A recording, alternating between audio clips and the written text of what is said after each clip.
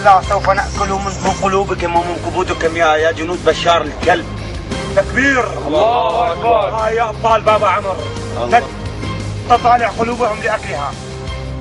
Who are the rebel forces? Who are they? I ask that in my briefings all the time.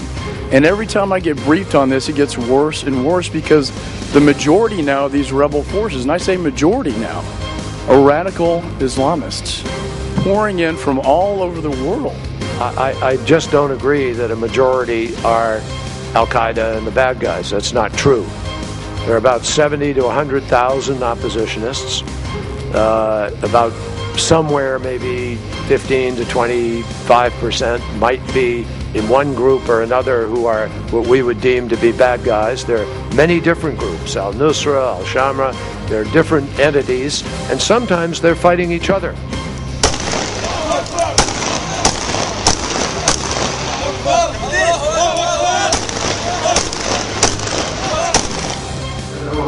The National Coalition and the proposed government under recently chosen Ahmed Tummi do not represent us, nor do we recognize them.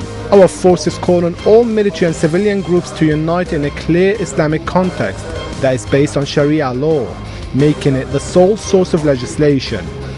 We know that we have tens of thousands of jihadists, but we are on the ground, we live in this country.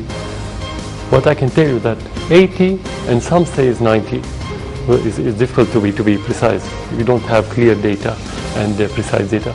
80 to 90% of the rebels on the ground, of the terrorists, are Al-Qaeda and their offshoots.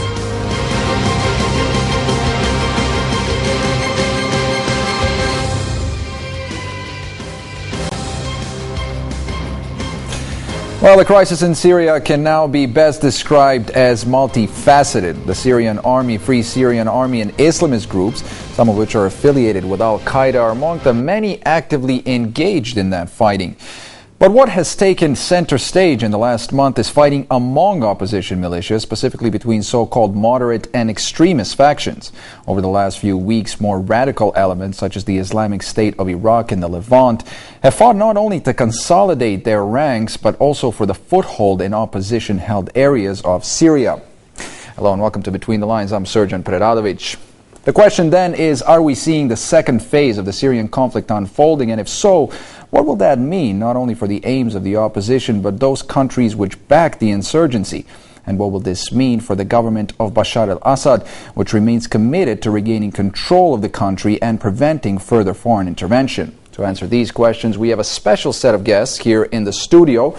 Roda Thalj, a journalist and political analyst. Also in the studio, George Salwan, a member of the Lebanese Peace Party who specializes in international law. From London, Ziad Al-Issa is a political analyst, and he will be joining us shortly. And from Lebanon, Mohammed Salam, an editor for the Federal Agency for News. A warm welcome to all of my guests. Mr. Salam, let me begin with you, sir. Does terrorism now best describe the opposition's tactics? Well, if we are talking about terrorism as such, I don't think that the name tag for the Syrian revolution is terrorism. The name tag, the practical name tag for the Syrian revolution is Sunni Muslims.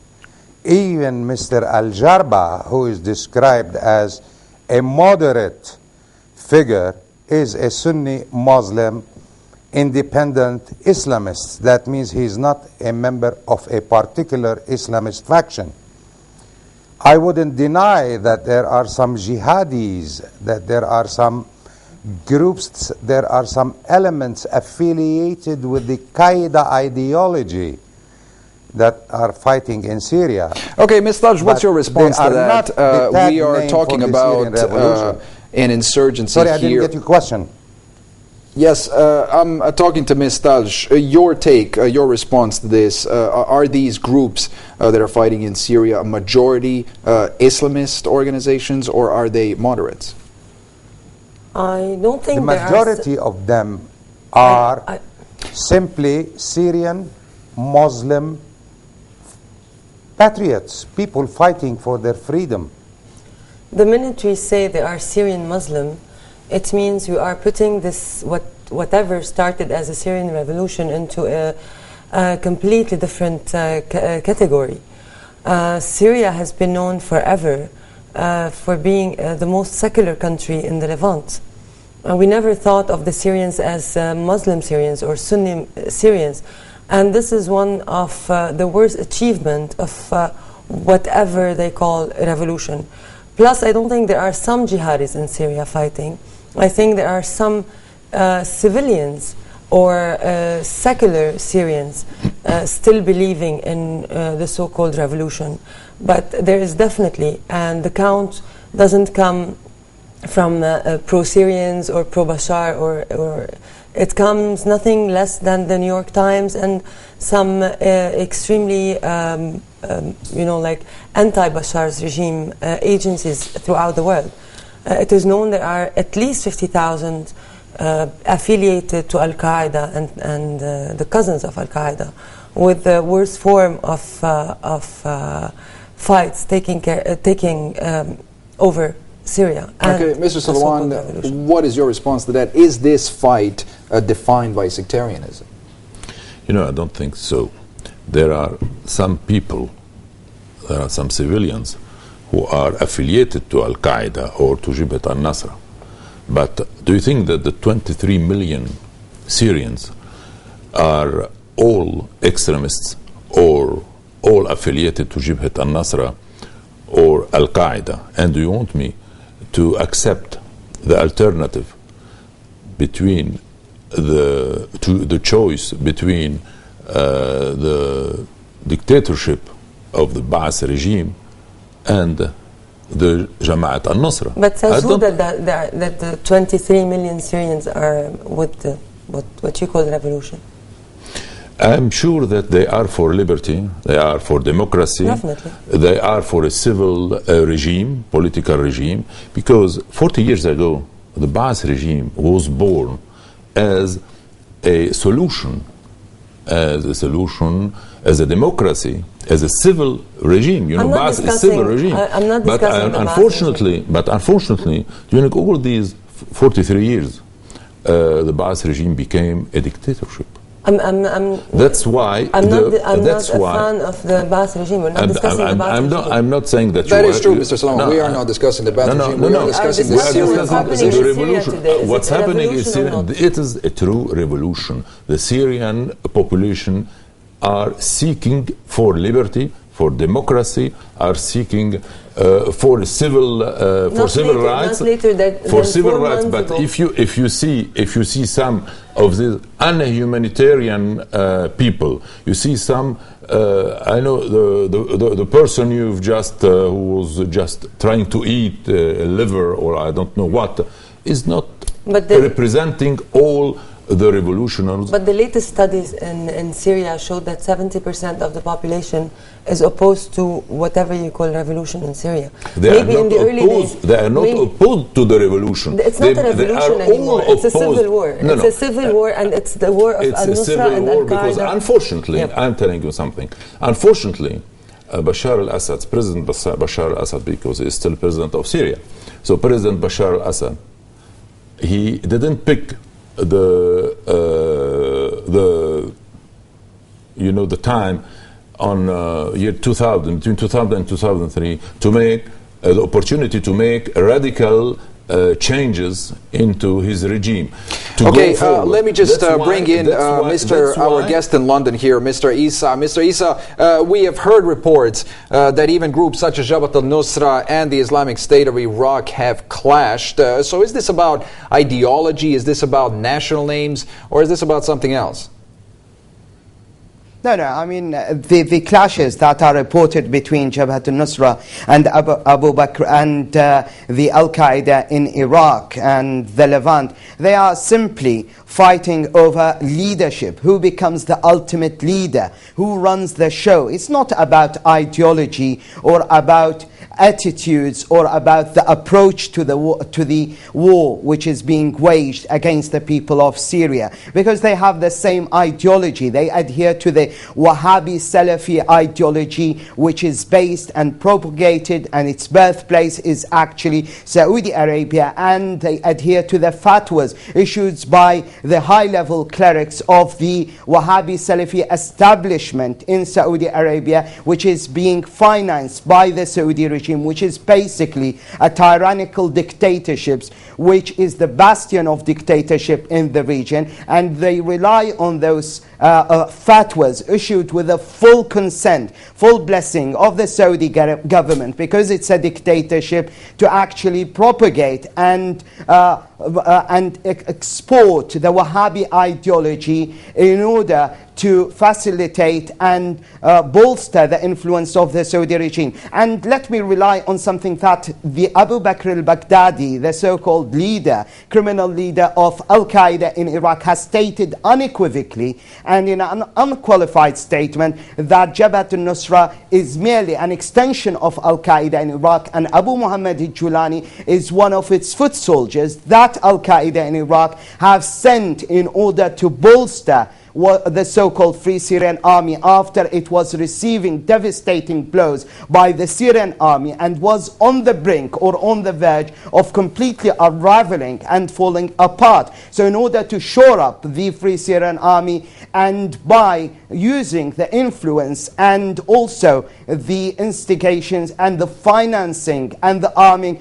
from Saudi Arabia, and this is confirmed by the New York Times, by the Washington Post, where the New York Times have stated categorically that the major amount of the bulk of the financing, arming, logistical support, and the Guardian have even went further by saying the salaries are paid to the mercenaries which are converging. Okay, Mr. Issa, I want to bring in Mr. Salam here. Mr. Salam, Al-Qaeda and to stand up to the Syrian army. Mr. Salam, how can we say that the opposition's aims are being met here when large portions of the territory that they control is essentially controlled by Al-Qaeda? Well, as a matter of fact, I've been listening to the poetry of your guest in London, declaring that he has studies that so many thousand Qaeda members are fighting in Syria.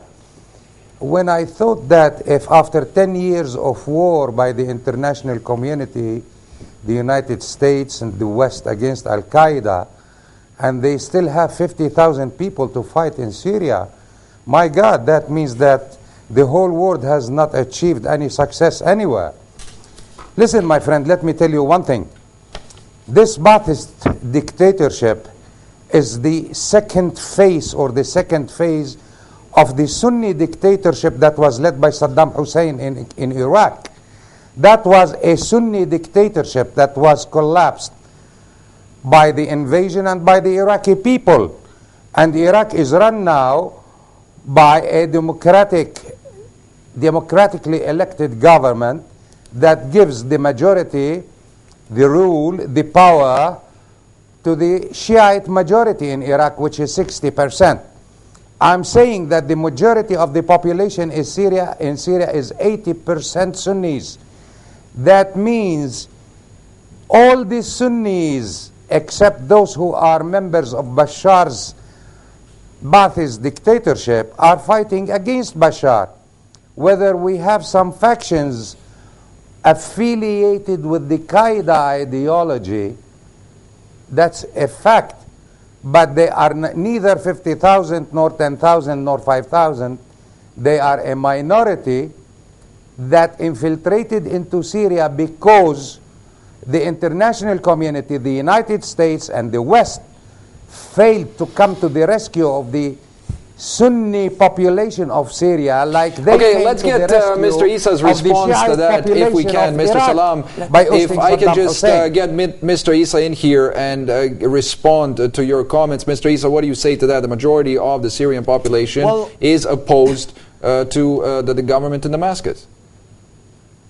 I will tell you, I mean, simply the evidence on the grounds point to the opposite or to the contrary of that. And that is not actually poetry. These are facts on the ground reflected by the inability or incapability of the so-called Free Syrian Army, which is heavily supported by Al-Qaeda. And these are all documented facts coming from the most informed sources that say that the bulk or the most effective, potent force on the ground, the most efficient force is Al-Qaeda. And they are the ones responsible for all the criminal, daring attacks and suicide bombings taking place on the ground in Syria. That's what the New York Times acknowledges, saying on the ground in Syria there is nothing called or nothing of what the West calls a liberal or a democratic fighting force. But the bulk of the fighting force is made up of Al-Qaeda and Al-Nusra. And if it wasn't for Al-Qaeda and Nusra, the Free Syrian Army, the so-called, would have unraveled and fallen apart. Now, for him to say that the 80% of the population in Syria is vehemently opposed to Assad, that is absolutely baseless and groundless, because it doesn't actually make any sense that if 80% are fighting against Assad, he would have fallen apart and his regime would have been toppled much earlier than that. I would actually say that the bulk of the Syrian people have realized that what they are actually fighting is a medieval, backward force which is led by Al-Qaeda. Okay, let's bring in Ms. Taj over here. Ms. Taj, what is the spectrum of the opposition groups fighting on the ground in Syria? Are these extremists or are these more moderate elements, as U.S. Secretary John Kerry has suggested? My friend, are you talking to Mohammed Salam now? This is the question to me? No, this question is directed to Ms. Taj. Okay, I'm sorry. Well, responding to Mr. Salam's rhetoric early on, I have a lot of respect for his work, and since he's heading the Federal Agency of News, he must be more informed than any of us on that particular point. And as the guest from London said, very impeccable sources are stating the fact that there are 50,000 and more fighters from all over the world, even Europeans with no ties to the Middle East, who became fighters with Al-Qaeda and who are fighting in Syria for the great Ummah and Wilayat al-Khilafah that they are seeking. Obviously. What I find shocking, though, Mr. Salam, is when you're dividing the Syrians into Sunni Syrians and the others, when you are asking the West to come and rescue the Sunnis in Syria, I think this is a crime by itself, dividing us into our sectarian groups, which gives, in a way, and I'm sure you were not a fan of Bashir Gemayel in the early days of the war in Lebanon. But I see today that you went back to square one when Bashir was fighting for the Christian of Lebanon. And this was the most dangerous era in the Middle East, like dividing, and the new Sykes-Picot and the Kissinger plan. And I see that voices like yours are calling for the division. And if so, then we would not talk about revolutions anymore. We would talk openly about dividing the region into small sectarian little countries. And if you want that, we can debate this point, but let's be open and honest about it. Mr. Salam, your response. Well, as long as the lady asked me to be open and honest, I'll be open and honest. My lady, we are talking about statistics and documents published by the New York Times, the Guardian, and the blah, the blah, the blah, the blah. We are talking about documents similar to the documents published and declared regarding the weapons of mass destruction that Saddam Hussein had but never existed. With due respect to everybody, I do not believe in the Western statistics and so-called documents. Then it's legitimate. Let people go, I'm sorry, let people Mr. go Salam. to the ground. Then it is legitimate. Let me continue. Let me continue, please. Okay. But remind me of the chemical weapons in Syria. Then it's legitimate not to believe the report coming out that the Syrian regime used that was too big to be covered. That was too big to be covered. That's why they moved. And they did not move to protect the Syrian people. They moved to protect their honesty towards their people. They cannot swallow this. It's a big bite. They cannot chew it and they cannot swallow it. But it's not proven What yet. I'm saying, my lady, is that the whole West moved to rescue the oppressed Shiites in Iraq from Saddam Hussein's Sunni dictatorship, and I fully support that. It is about time for this West to come to the support of the Sunni population of Syria, Sir, who are actually 80%, unless you want to tell me that they are 20% and it's the other way around. Mr. Salam, the West, nor China, nor Russia, the superpower, they don't come to rescue anyone. They come after... I know that, thank you. Thank you, that's a fact. So when they came after Saddam Hussein, and after Saddam Hussein, also President Arafat died in an awkward way, and later on Prime Minister Hariri died, and all the Sunni figures fell one after the other. That means that the West and the superpowers were planning for a much bigger... Okay, we are getting a little bit off topic there. Mr. Salwan, let me bring you in here. Talking about the opposition movement on the ground in Syria, realistically speaking, which faction is more powerful here? Are the so-called moderates even a factor in the fighting anymore? I am sure that the moderates, what we can call as moderates, are the majority. In all civil wars, always you have extremists who will get in, and at the end, when the revolution would win, when democracy will win, all these extremist parties or extremist factions will lose ground. Then, but I have to tell Ms. Thalj also that chemical weapons have been used in Syria. Are you sure? I think the United Nations... Are you sure they were used by the regime? I am sure that they have been used. Was the regime committing suicide at the point where... First, it has been used. It's a matter of fact. Well, I think Nasrallah is just making the point that it's not proven who actually used the weapons. But logically, it's in the hand of the regime. And that's why the regime and President Assad said... It's not true. If you remember... Assad said... No, let me finish, please, Mr. President Assad said not long ago that he didn't give the order. So I have a question mark. Is there other people who might have used it without asking the permission of President Assad? This is my question. Secondly, saying that we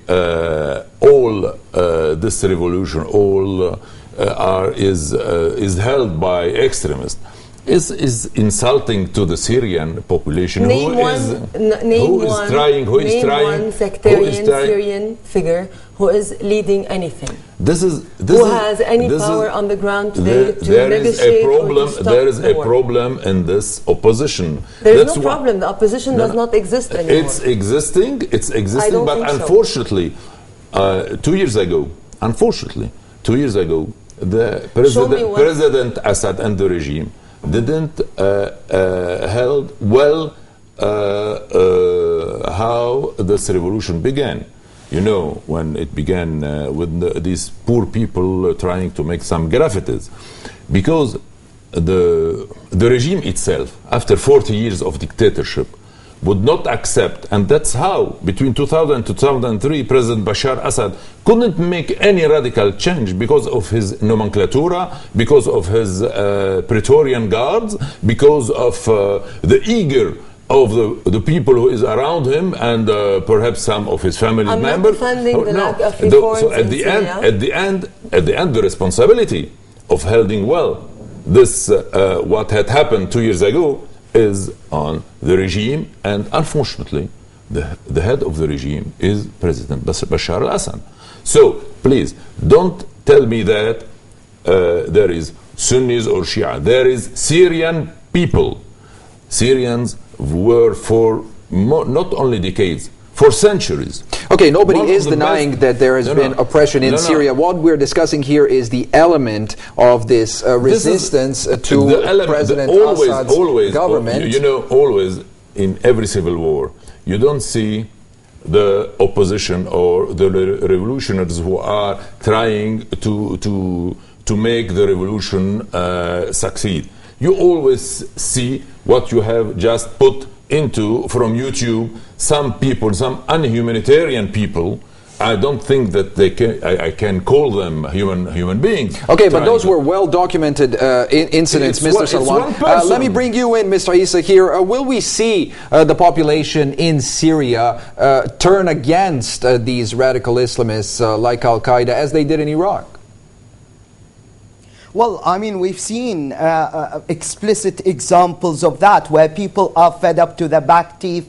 They're sick and tired of the extremists, and they are starting to rebel against them. But at the same time, they are actually so powerful. They are the ones running the show. They are the ones calling the shots, and they are spearheading the armed groups that there are. This Free Syrian Army, so-called Free Syrian, is heavily reliant on them. It cannot proceed, or it cannot challenge the government forces without the full backing and emphatic support of those groups. They are highly instrumental, which is basically undeniable by any respectable analyst on the ground. And I will refer you that the New York Times acknowledged that there are nowhere in the so-called liberated area a fighting force which is capable of taking on the regime other than Al-Nusra and Al-Qaeda. They are the leading force on the ground, most brutal, most ruthless, most experienced, and they are heavily financed,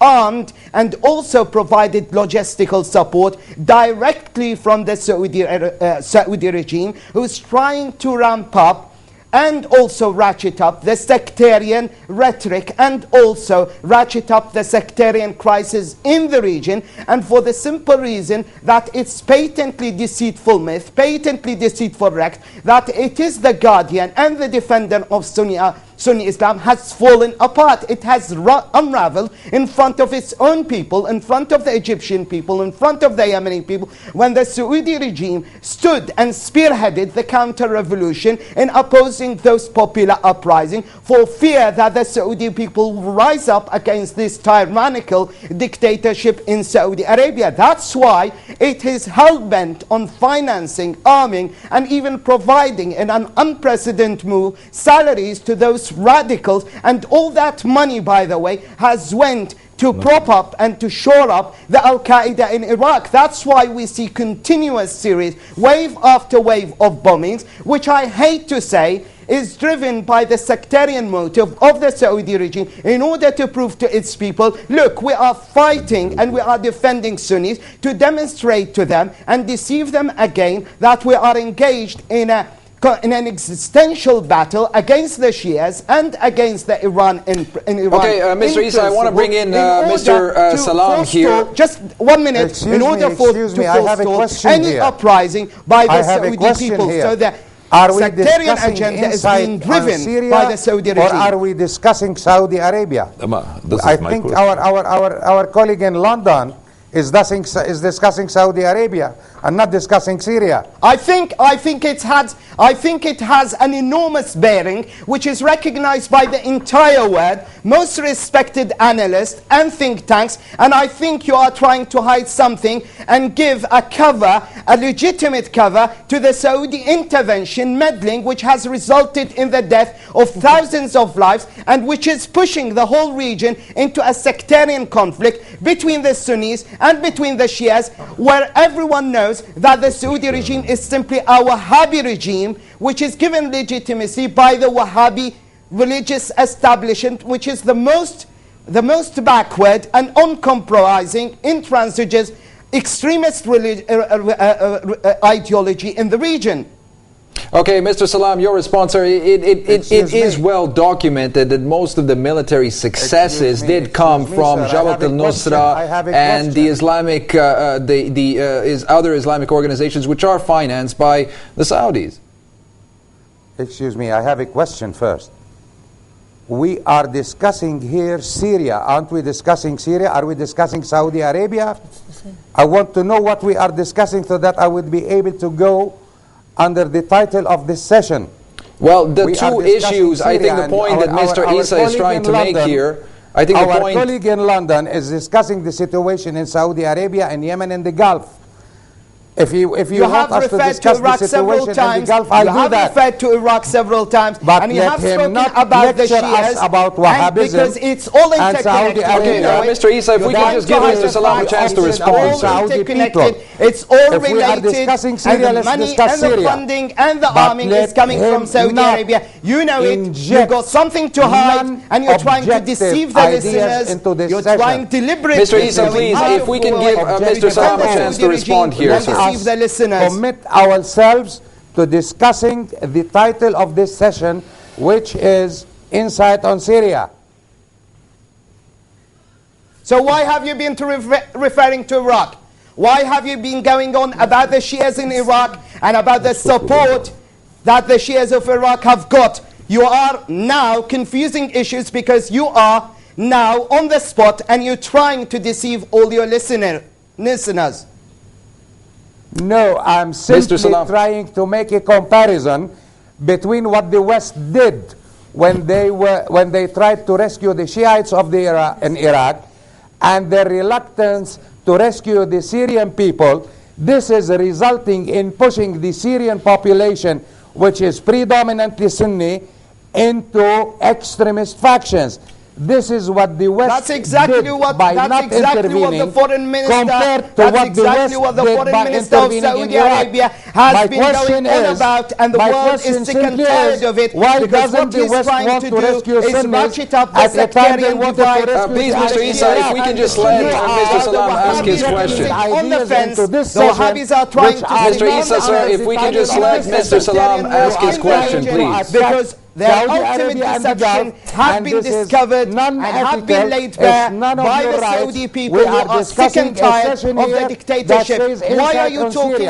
So this is ultimate hypocrisy and sheer hypocrisy. You're talking about democracy. Mr. Issa, we need to let Mr. Salam get his point across here. Please, sir, if you can just let Mr. Salam get his point across. It's Insight on Syria. So stick to Insight on Syria, and whenever you want to discuss the Gulf, I'm ready for it. I'm telling the producer, I'm telling the program, I'm telling the channel, I'm ready for it anytime you want. Right now, the title is Insight on Syria, so let us discuss Syria.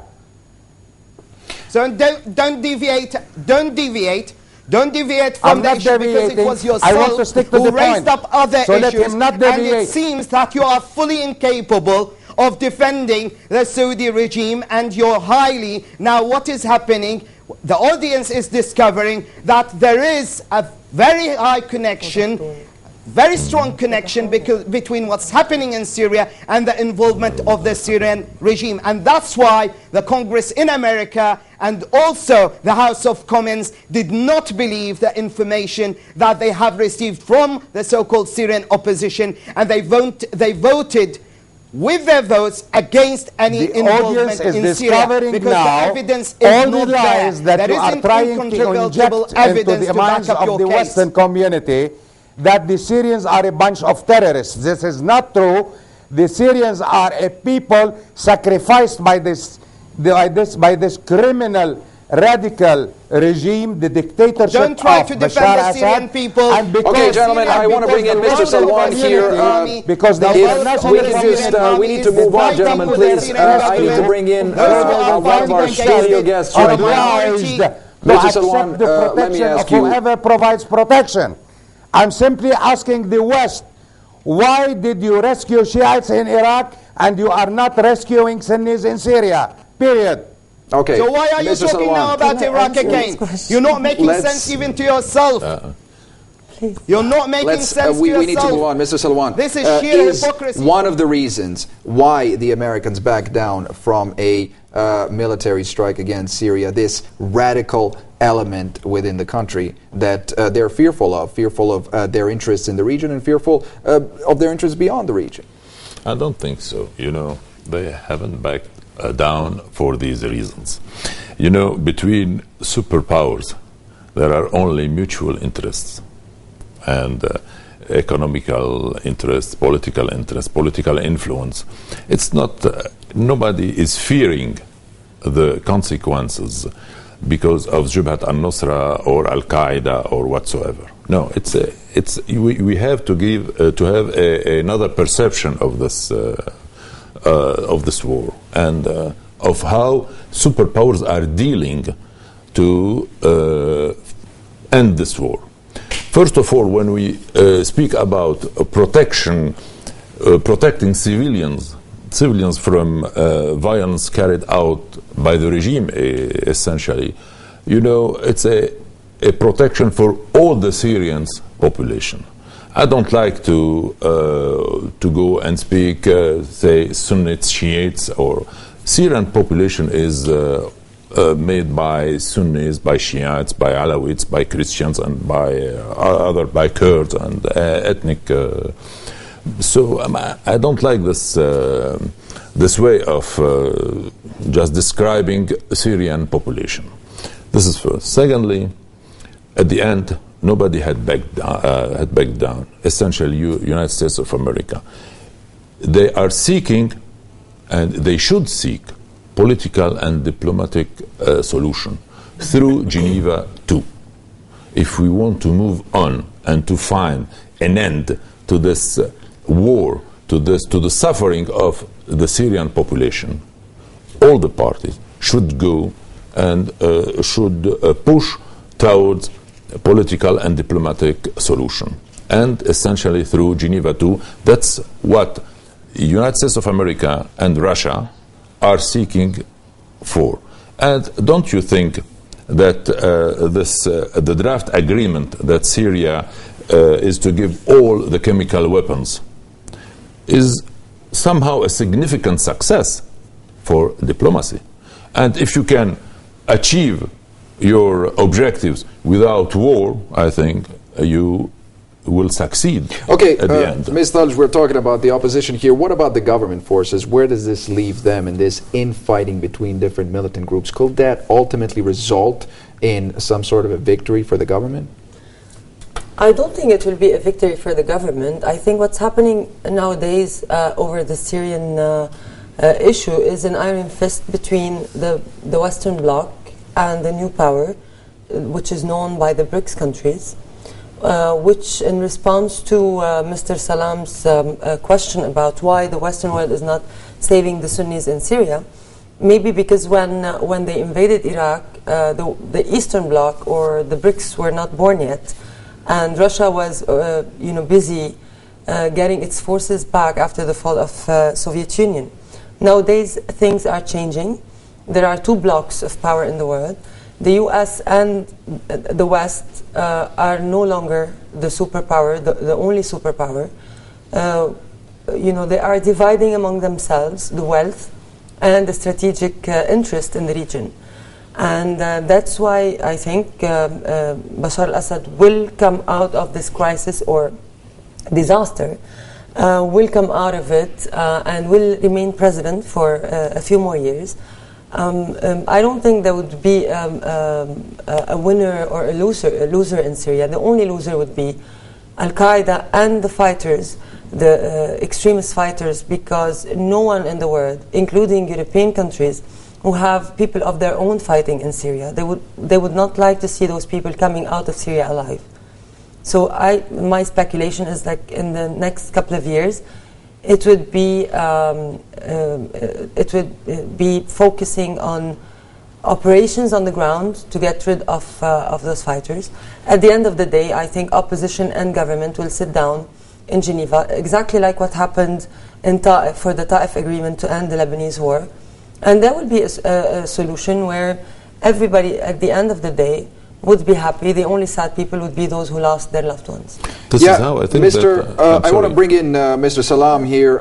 Mr. Salam, surely the Gulf states are rethinking their position now that Al-Qaeda extremist elements have taken a foothold in Syria. Excuse me, I didn't get the question. The sound is not right. Could you repeat, please? Yes, I was asking you whether you think that Gulf states, Persian Gulf states, Qatar and Saudi Arabia, are rethinking their position, considering the fact that more extremist elements are now taking a foothold in Syria. Actually, what I think is that the Gulf states, the GCC states, are worried about the safety of the Syrian people. Definitely, eventually, at the end, everybody would go to a settlement, to discuss a settlement. What the Syrian people needs now is to survive until they reach the settlement. Yes, definitely they'll go to the settlement. In 1 year, in 6 months, in 2 years, I don't know. But until they go to a settlement, they need to survive. As long as Bashar regime is attacking them with barrels of tons of dynamites, as long as Bashar's regime is attacking them not with chemical weapons anymore, because the world, the international community is taking his chemical weapons, but they are still being slaughtered and killed. You need to protect these people to allow them to sit to a table eventually. Who would protect, Mr. Salam, the people of Malula from another attack from the extremists? I would like you to convince me that Bashar al-Assad is the only one. The so-called extremists attacked the people of Malula. I saw the sister at that monk talking about that nothing did to them. What is this propaganda that al-Nusra wanted Christians in Malula to become Muslims? This is total lie. Was Malula attacked or not? What we saw on Western televisions was the truth, or was made up by some evil minds? It's a question. I really don't. I haven't been following much. by the Bashar regime. I saw the sister who is the nun who is in charge of that monk, of that big church in Malula, and she was saying they were not harmed. There was a battle, yes. I did not see a picture of a destroyed or a damaged church. The army of Bashar al-Assad against the people of Malula? Excuse me? It's a serious question. Like what happened in Malula was, were the troops of Bashar al-Assad attacking civilians in Malula? No, I did not say that. Okay. And I do not think that there were people attacking civilians in Malula. Okay, let me bring in Mr. Isa here in London. Mr. Isa, sir, what is your response to that? That there was no battle inside Malula at the first stage. Your guest is still speaking on. I think it's my turn now. Mr. Salam, if we can just give Mr. Isa a chance to respond, please. Go ahead, Mr. Isa. Well, I do not want to talk about separate incidents, but the whole world recognizes that Malula was attacked by the extremist, militant, Wahhabi, Salafi, Jabhat al-Nusra and Al-Qaeda. They didn't give people their roses to the Christians, and there wasn't a sister in a mosque saying, as your guest referred to, and why you did not let me just emphasize that the world, that the United Nations never proved that the chemical weapons. Why do you keep interrupting? Why do you keep interrupting? Is it because you only listen to the Saudi version of events? Why the hell is this? Let's give Mr. Isa a chance to respond to the question, please. Right. What I was saying, that the whole world has seen and acknowledged that the forces which swept Malula were basically fanatical militants, extremists, Wahhabi Salafists from Jabhat al-Nusra, who did not give the Christians in Malula any roses, but they driven them out of their homes, and there were widespread persecution of the people there, and they begged the Syrian army in Damascus to intervene to drive out the terrorists. That's one point. The other point, he keeps talking about Iraq and deviating from the issue of Syria, and that's the sheer hypocrisy. He keeps saying that the West helped out the Shias, but he acknowledges, which is contrary to what his Saudis say, that the Shias are the overwhelming majority in Iraq, which is absolutely true. Let me now correct the facts and on the ground. And if he goes back and searches, he will find out that Iraq, there was a popular uprising in 1991 where the Iraqi people rose up against Saddam Hussein, and that popular uprising in 1991 was actually the people there were wiped out in the popular because they happened to be Shias and they happened to be Kurds in the north, and that happened under the very eyes of the Americans, who actually threw a lifeline to Saddam Hussein and got him off the hook because, according to James Baker and according to Schwarzkopf, they said that regime change in Iraq was impossible because the Saudis threatened to break up the international coalition, and the Saudi government have threatened not to pay the Americans to foot the bill for the whole operation. That's a fact, and that is acknowledged by Schwarzkopf and Baker. So it was the Saudi intervention which led to the putting or imposing of sanctions for 10 years, 12 years actually to be precise, on the Iraqi people, to punish the Iraqi people for daring to stand up to Saddam Hussein. So let him get his facts right.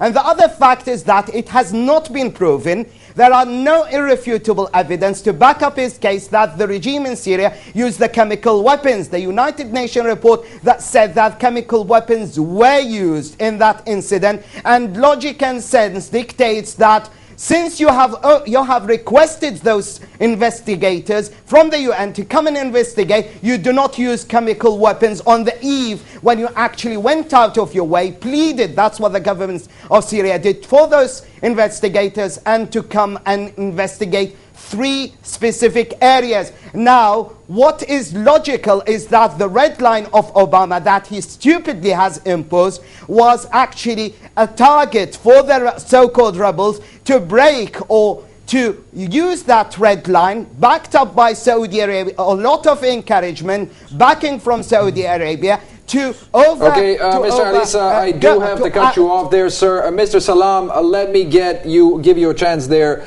to give your word on this. But please, I only not want personal. to ask your guest in London to give me the names of not personal, Ma'lula citizens. not a personal question. Mr. Alisa, please, sir, let's one. give Mr. Salam a chance to respond.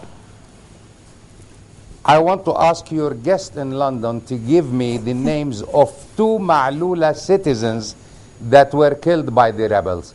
Names of 2 citizens. No massacres were committed in Ma'lula. All this is a propaganda show. What about the? So there was a party in Malula. They went, Jabhat al-Nusra went there to celebrate. I want to hear you one by one, lady and gentlemen. To congratulate the people or to give them roses. Excuse me, I can't understand. Both of you are talking at the same time. I want to hear you. Okay, Ms. Lodge, go ahead. Don't be such a dictator, Mr. Salam. Excuse me, lady. Yes. No, it's a joke. What about the 160 Christians who were killed in Aleppo by the rebels? Well, we are talking Ma'lula or we are talking Aleppo now? No, I cannot give you... I am not saying no Christians were killed in Syria, lady. They were slaughtered. I was discussing Ma'lula. They were slaughtered, but what you call revolutionary. I'm not saying there were no Christians killed in Syria. Excuse me. They were killed. But let me be accurate about it. I was discussing Ma'lula. They went there for a visit with roses. If we can just give Mr. Salam a chance to respond, please. I'm not saying no Christians were killed in Syria, but I was just answering. They were slaughtered, Mr. Salam. Our colleague in London gave me the names of 2 Christians who were killed in Ma'lula. Mr. Alisa, your response, please. Yeah, I'm saying, look, that is absolutely ridiculous and shameful that an invasion took place against civilians, unarmed civilians, innocent civilians. They were threatened. They were driven out of their homes. This is well documented. There is a huge body of evidence. So many organizations would be able to supply him with various names. But let's not beat about the bush. What happened in Ma'lula was an invasion. The people were threatened. They were driven out of their homes. Jabhat al-Nusra and Al-Qaeda did not go there for a picnic. They did not hand over roses to their people. They weren't there on a goodwill visit. The people were threatened, they were frightened, they were driven out of their homes, and there were reports that they actually had tried to enforce religion down their throats to become Muslims. These are reports which have been witnessed by the entire world. What respected television broadcasters, news reports confirming that, and what he's talking about requires basic evidence. There is no evidence to support his case, and he's saying that chemical weapons were used. Okay, Mr. Alisa, Mr. Salam, please, very briefly, sir, your response before we run out of time. Mr. Alisa, please, if we can just let Mr. Salam respond. United Nations investigators were not assigned to investigate who used chemical weapons. They were assigned to investigate whether chemical weapons were used, and they confirmed that. But they were never that means you don't have any evidence who used them. that actually acknowledges and substantiates what I've been saying all along. They did not prove your case. They did not prove the case that the regime used chemical weapons. So what evidence? Where are you getting your evidence? That denies whatever you are saying that the regime did not use it. Test. I am saying they acknowledged it was used. And the weapons were used in areas controlled by the revolution. Gentlemen, I'm afraid that we have run out of time, gentlemen. I do apologize. This discussion away from this discussion could go on for some time.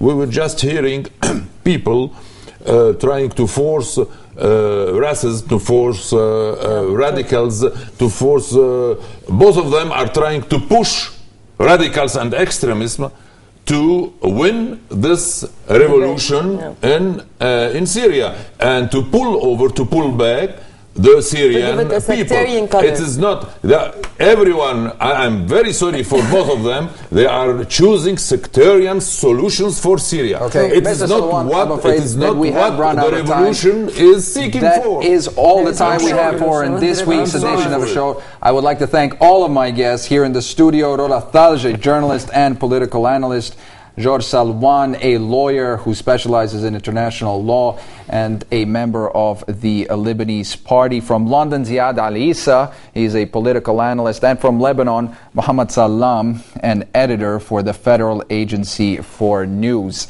And don't forget that you can join us again at the same time next week. For now, goodbye.